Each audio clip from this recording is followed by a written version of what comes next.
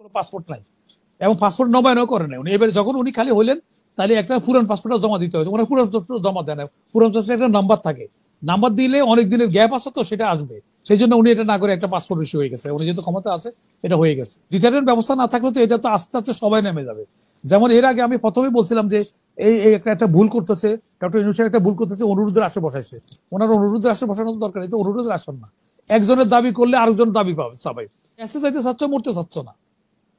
তো এখন এটার কি বলা হবে? এই একটা এরকম একটা হজবরল গভর্নমেন্ট বাংলাদেশের ইতিহাসে আছে না? অনেক মানে করছে, স্পেন্সার করছে, লুট তরাজ করছে, ঠিক আছে, কিন্তু তার অ্যাডমিনিস্ট্রেশন তো এত দুর্বল তো ছিল না।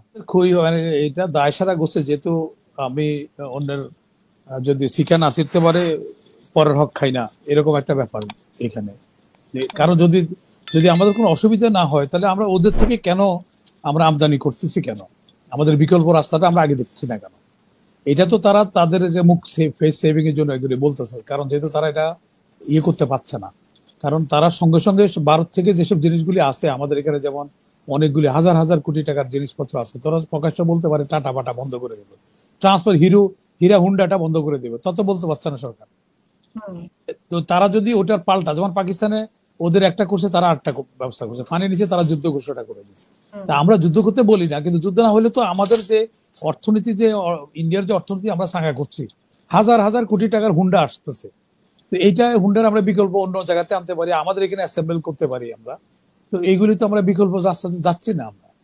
ওরা বলতেছে ওদের বললে ওদের লস বেশি হবে, এটা সত্য, কিন্তু যদি আমরা সেইভাবে এটাকে হ্যান্ডেল করতে পারি, তো আমরা হ্যান্ডেল করার জন্য তো আমরা এখন এই যে টাটা বাটা মারুতি সব বন্ধ করে দেখ না, পার্টস গুলি বন্ধ করে দেখ না, তো তাতে করতেছে না তো তারা।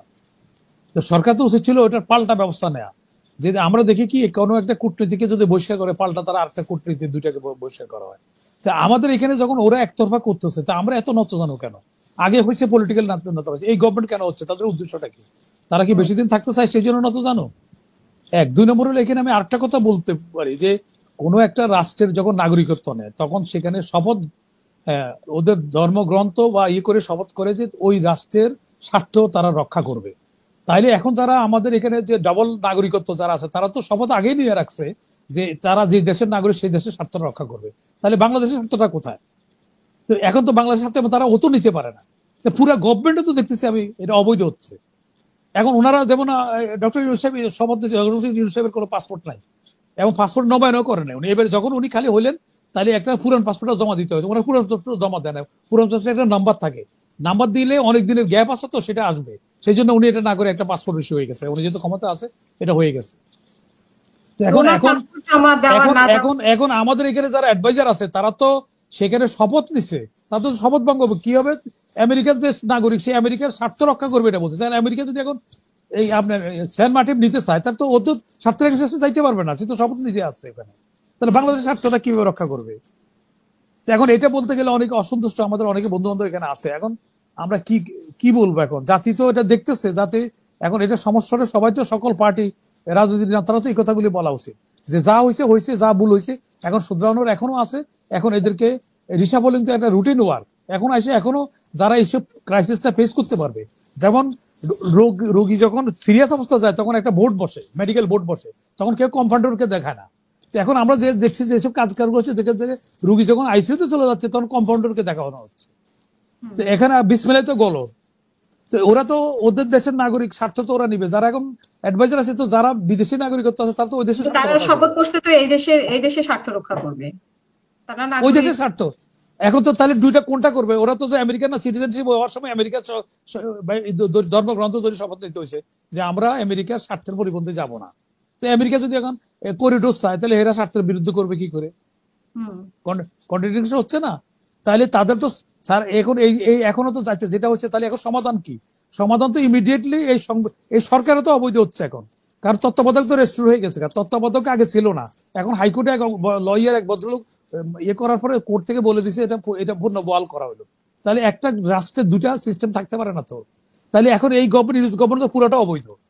এখানে যদি কালকে কেউ সুপ্রিম কোর্টে একটা এটা অ্যাপিলেট ডিভিশনে যদি কোনো অ্যাপিল করে তাহলে এই সরকার তো আরো বিব্রতকর অবস্থায় পড়বে। ওনারা যত, কিন্তু ওনারা পেছায় যাচ্ছেন, কিন্তু ওনারা যত দেরি করতেছেন অত পেছায় যাচ্ছেন ওনারা। ওনাদের শপথ একটা থাকবে, একসাথে দুইটা শপথ হইতে পারবে না। একসাথে দুইটা সিস্টেম কোনো গভর্নমেন্ট একটা দুইটা রাষ্ট্রপতি হইতে পারবে না, দুইটা বিচারপতি হইতে পারবে, চিফ জাস্টিস হইতে পারবে না। হ্যাঁ, সেখানে দুইটা প্রধানমন্ত্রী হইতে পারবে না। তাহলে এখন একটা দুইটা সিস্টেম একটা এট টাইম হবে না, হয় প্রেসিডেন্ট ফর্ম অফ গভর্নমেন্ট হবে, নাহলে পার্লামেন্টের ফর্ম অফ গভর্নমেন্ট হবে। দুইটা কিন্তু দুইটা একসাথে হইতে পারবে না। তাইলে এখন এখানে যে আমরা যে তত্ত্বাবধায়ক পুনঃস্থাপন হইলে, তাহলে এই ইন্টারিয়াম গভর্নমেন্টের কোনো অস্তিত্বই নাই। তাহলে এটা সবগুলো অবৈধ হচ্ছে। তাহলে অবৈধ, এখন যদি এটা বৈধ করতে হয়, তাহলে ওনাকে আবার নতুন করে শপথ নিতে হবে। এবং ওনার এই সুযোগটা সৃষ্টি যেতে হয়েছে, যেভাবে হয়েছে আইনের মাধ্যমে, ওই কোর্টের কারণে হয়েছে, হইলে তো উনি তো এখন ওই যেগুলো ডাবল পাসপোর্ট আছে, যারা অন্য দেশের শপথ হইয়া অন্য দেশের স্বার্থ দেখবে বলে শপথ নিছে, তাদেরকে বাদ দিয়া নতুন করে নিতে পারে। নেয়া এখন উপযুক্ত লোকেরা নিলে এখনো সময় আছে। এখনো আমাদের যে সমস্যা আছে, সমস্যাগুলো সমাধান করা যায় যদি শক্ত হাতে ওটাকে হ্যান্ডেল করা হয়।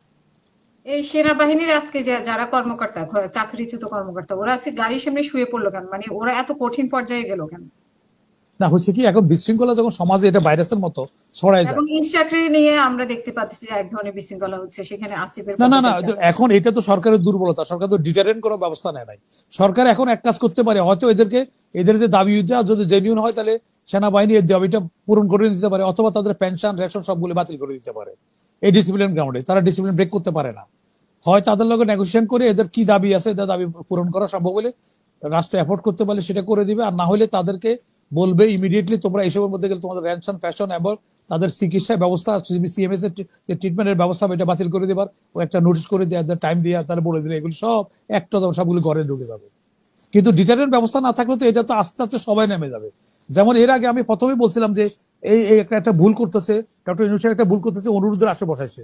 ওনার অনুরোধের আসন বসানোর দরকার নেই, তো অনুরোধের আসন না, একজনের দাবি করলে আরেকজন দাবি পাবে সবাই। এখন এয়ারফোর্সের যদি বঞ্চিত প্রমোশন দিয়ে পোস্টিং দেওয়া হয়, তাহলে এয়ারফোর্সে আনসার বলবে আমারা দিচ্ছ না কেন, বিডিআর বলবে আমারা দিচ্ছ না কেন। তখন এগুলি তো, এটা তো সরকার দায়ী এর জন্য। এগুলো যে একটা আসতো না। এর আগে আমরা ইন্টারিয়াম গভর্নমেন্ট দেখি না, আরো তো 3টা গভর্নমেন্ট ছিল, তখন তো এই সৃষ্টিটা হয় নাই। এখন তো এই গভর্নমেন্টের নতজানোর কারণে নাই, এই দেশের এই গভর্নমেন্টের রুল রেগুলেশন আইডিয়া না থাকার কারণে এগুলি হচ্ছে। আমি আর একটা ঘটনা বলি, আইনমন্ত্রী বলতেছে যে ইয়ে হয়েছে, ইলেকশন কমিশন তার ইয়ে করে না, অনুমতি ছাড়াই মেয়র শপথের জন্য গ্যাজেট করে ফেলছে। ভাই, কোর্টের আইন মন্ত্রণালয় কি কোর্টের ঊর্ধ্বে? আসিফ নজরুল সাহেব কি করে এটা বলে, আমি অবাক হয়ে যাচ্ছি। উনি আইনমন্ত্রী, উনি বলছে উনি আইন জানে না। ওনাদের একটা কোর্টের ম্যান্ডেটরি, কোর্টকে বলা হয়েছে 10 দিনের মধ্যে তাকে শপথ গ্রহণ করতে হবে, রায় দেওয়া হয়েছে। রায় দেওয়ার পরে এইটা আইন মন্ত্রণালয়কে যাওয়ার ইয়ে নাই, কারণ কোর্টের কর্তৃক এটা ম্যান্ডেটরি, সরকারের প্রতি আদেশ নয়। সরকার ইচ্ছা করলে, কোর্ট ইচ্ছা করলে সিভিল প্রাইসকে বরখাস্ত করতে পারে। সেখানে আইনমন্ত্রী বলছে ওটা তো আমাদের মতামত জিজ্ঞাসা করলো না। আর ভাই, আপনার মতামত জিজ্ঞাসা কোথায় আছে? কোর্টকে আপনার মতামত কেন নিবে? তারপরে তাইলে এখন ইলেকশন কমিশন কেন করলো? সিভিল ইলেকশন কমিশন বাইরে ছিল, সেই জন্য ইলেকশন কমিশনার চিন্তা করছে, যেহেতু বস নাই, ভারপ্রাপ্ত ইলেকশন কমিশন ছিল, উনি মনে করছে যে ঠিক আছে, আইন মন্ত্রণালয়ের মতামত নিলে আরো শক্ত হবে। আইন মন্ত্রণালয় 10 তারিখ পর্যন্ত তারা অপেক্ষা করছে, দেয় নাই। ওই কোর্টে বলে দিচ্ছে টাইম বার আছে তাদের, 10 তারিখের পরে গেলে তো তারা কন্টেম অফ কোর্টে পড়বে, তারা তখন এটা গ্যাজেট করে দিচ্ছে। কিন্তু আইনমন্ত্রী আমরা দেখলাম কি, আইনমন্ত্রী বলছে উনি আমাদের মতামত চাইয়া, আমাদের মতামত ছাড়াই আপনার ইয়েকে ইয়ে করছে। তো এই ধরনের কথা অন্য লোকে বললে চলে, আইনমন্ত্রী বলে কি করে এরকম বেআইনি কথা? তো এখন আমরা তো ইশাকের আসলে কি হবে, এটা সমাধান কি হবে? ইসরাকের কথা হলো, প্রথমত জুডিশিয়ারি আমি বলবো জুডিশিয়ারি ভুল করছে। আমি বলবো কেন জুডিশিয়ারি ভুল করছে, যেহেতু সরকার বলছে ডিসেম্বর থেকে জুন পর্যন্ত তাদের ইলেকশন দিবে, তো তাহলে এই টাইমকে লম্বা ডেট ফেলাইতে পারতো। কারণ সরকার আগে তো বলা হয়েছে এই গভর্নমেন্ট অবৈধ গভর্নমেন্ট সিল চাপ করে রাতের মধ্যে দিনে করছে, তাহলে একটা বৈধতা দিয়া শাসির ডাল কি মাঝে মাঝে জাল, একটা অবৈধ তো পুরাটাই অবৈধ হবে। তো পুরা সিস্টেমটা তো অবৈধ ঘোষণা করে ফেলছে অলরেডি, যে এই গভর্নমেন্ট রাতের ভোট দিনে করছে। তাহলে কোর্ট কি করে এটা ডেট দেয়? কারণ কি জানেন? কারণ কারণ হচ্ছে ওই যে, যেমন আমরা সেকেন্ড লেফটেন্যান্ট থেকে লেফটেন্যান্ট জেনারেল হয়, সেনাপ্রধান হয়, সরকারি সচিব থেকে ক্যাবিনেট সেক্রেটারি হয়, পুলিশের এসআই থেকে বা ডিপটি কি যেন এএসপি থেকে আইজি হয়। কিন্তু এখানে দেখা যাচ্ছে চোর ডাকাতের ওকালতি করছে, এখন আমার গভর্নমেন্ট আসছে, আমি আসছে, আমরা জিন্দাবাদ করে দাও, তারা বিচারপতি বানায় দাও। 3rd ক্লাস পাওয়া সব বিচারপতি বানায় নিছে। বিচারকদের তো এটা তো এদেশের নাগরিক। হ্যাঁ, এই দেশেরও নাগরিক তো তারা তো চিন্তা করা উচিত ছিল, ভোটের তো সরকার তো বলে দিছে, যদি সরকার এই কথা না থাকে সেটা হলো পরের বিষয়, কিন্তু সরকার তো এখন একটা টাইম লাইন দিয়ে দিচ্ছে, এই টাইমের মধ্যে ইলেকশন হবে। তাইলে এটা লম্বা ডেট দিলে তো এই জিনিসটা, এই বিতর্কতা অ্যাভয়েড করতে পারতো। তো বিচারকরাও বিতর্ক সৃষ্টি করে দিছে। একটা যে পুরা গভর্নমেন্ট সিস্টেম বাতিল হয়ে গেল, তারপর এখন আবার একজনকে মেয়রকে দিচ্ছে, মেয়র শপথ করলে কি হবে? আবার যদি ডিসেম্বর ইলেকশন হয়, তাহলে তো এটা এমনি তো যাচ্ছে গা। তাহলে এই যে বিতর্কটা না করলে পারতো, এখন এত কথা তো আরো দরকার ছিল না। আমরা স্ব ক্ষেত্রে সবাই বিতর্ক সলভ করে বিচার সমস্যার সমাধান না করে সমাধান সৃষ্টি করতেছি। আমরা বড় বড় পদে বসে আছি, আমরা সমস্যার সৃষ্টি করছি। আমরা কিন্তু কেউ চাচ্ছি না যে জাতির এইসব বিতর্কের উদ্দেশ্যে আসা, জাতি একত্রিত হোক, জাতির এই সমস্যা, বহু লোক আমাদের উৎপাইতে আছে আমাদেরকে ইয়ে করার জন্য। তারা তো এই সরকারকে অস্থিতিশীল করতে চাবে, কিন্তু সেইটা সেই দক্ষতা ওইগুলি যে মোকাবেলা করে সরকার টিকে থাকে, এগিয়ে যাবে, সেরকম দক্ষ লোক তো প্রশাসনে নাই। কারণ এটা কাজে করবে তো প্রমাণ হচ্ছে, এখন কোনোটাই হচ্ছে না। আমরা কয়েদি থানায় একটা কয়েদ বিচার হয় না, এখনো কনভিকশন হয় নাই। একুইজ তারে রাষ্ট্রের কাস্টডিতে থাকা অবস্থা কেউ গায়ে আঘাত দিচ্ছে, অত একটা লোক অ্যারেস্ট হয় নাই। আইনমন্ত্রী একটা তো একটা পজিশন আছে, একটা আইনমন্ত্রী যদি এই অবস্থা হয়, তাহলে বহির্বিশ্বে আমাদের কি ভাবমূর্তি যায়। তো এখন তো সবাই কিন্তু বেশি দিন থাকতে চাচ্ছে, সবাই ব্যস্ত চাইতে চায়, কেউ মরতে চায় না। তো মরতে না বললে ব্যস্ত যাবা কি করে? হ্যাঁ, তোমরা ভালো বেশি দিন থাকতে চাচ্ছ, তো রাষ্ট্রকে ভালো করে রান করো, তাইলে বুঝলাম ভাই, বুঝলাম, কিছু মাফ করে দিলাম। যাও, তোমরা 6 মাসের জায়গায় 9 মাস করছো, কিছু তো রানও করতে পারছো না। হ্যাঁ, তারপরে আবার বেশি দিনও থাকতে চাচ্ছ, হ্যাঁ, ব্যস্ত চাইতে চাচ্ছ, মরতে চাচ্ছ না। তো এখন এটার কি বলা হবে? এই একটা এরকম একটা হযবরল গভর্নমেন্ট বাংলাদেশের ইতিহাসে আছে না? অনেক মানে ইয়ে করছে, স্পেন্সার ইয়ে করছে, লুট তরাজ করছে, ঠিক আছে, কিন্তু তার অ্যাডমিনিস্ট্রেশন তো এত দুর্বল তো ছিল না। এটা কি হুইপাতিক গভর্নমেন্ট, এলোপাতিক না আয়ুর্বেদিক, কিছুই তো বুঝতে পারতেছে না। সব কোনো জায়গায় কোনো অ্যাক্ট করতেছে না, অথচ বসে আছে সব লোকজন। তো এইভাবে তো কতদিন? আরো যত আসতেছে ওনারা নিজেদেরকে, প্রত্যেকটা লোক একটাও বাড়ি থাকতে পারবে না, একজনের বাড়ি থাকবে। আমি মিডিয়া দায়িত্ব নিয়ে বলছি, এরা যে রাস্তাগুলি দেখাচ্ছে, একজনের বাড়ি ঘর ঠিক থাকবে না। তো এটা কি আমরা কি ভাঙাভাঙির মধ্যে থাকবো? কারণ একটা ভাঙার যদি আমরা বিচার না করতে পারি, যদি সে দোষী হয়, তাকে আইনের মাধ্যমে বিচার করতে হবে, তার বাড়ি আমি ভাঙতে পারি না। তো এই ভাঙার অবস্থা যে দেখছে, তাহলে এরা যখন পতন হবে, তাদের বাড়িঘর থাকবে, একটা বাড়িঘর থাকবে না। তো আমরা এসব কেন? আমরা তো ডিটেইন কোনো ব্যবস্থা নিতে পারছি না। তো ভাই, কেউ যদি অপরাধ করে আইনের মাধ্যমে তার ফাঁসি দিয়ে দেন, কোনো আপত্তি নাই। কিন্তু আপনি নিজের হাতে আইন চলছেন, নিজের হাতে লুট করছে, তার বাড়িতে যে টাকা নিয়ে যাচ্ছে।